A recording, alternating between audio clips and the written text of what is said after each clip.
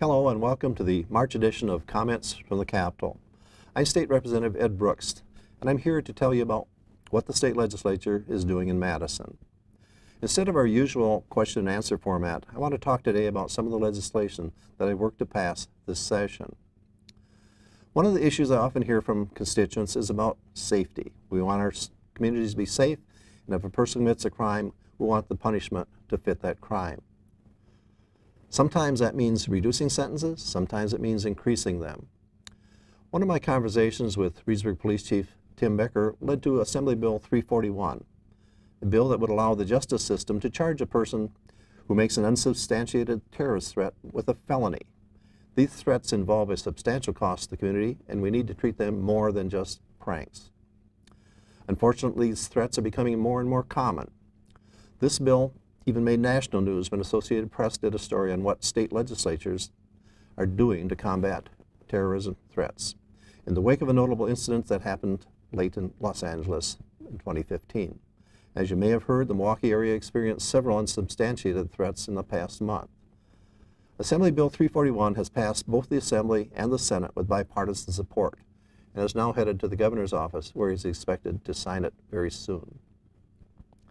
One of the first bills I drafted this session was Senate Bill 93, and its passage shows the power of perseverance.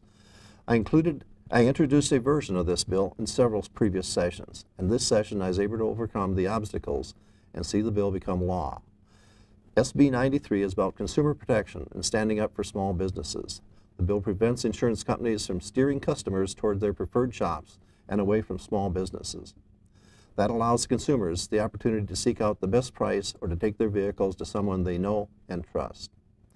It helps prevent the loss of business that small shops could face if the insurance companies chose to send their policyholders to the big chain stores.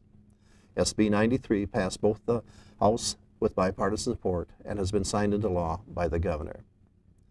And finally, I want to talk about some of the success we've had with the Rural Wisconsin Initiative.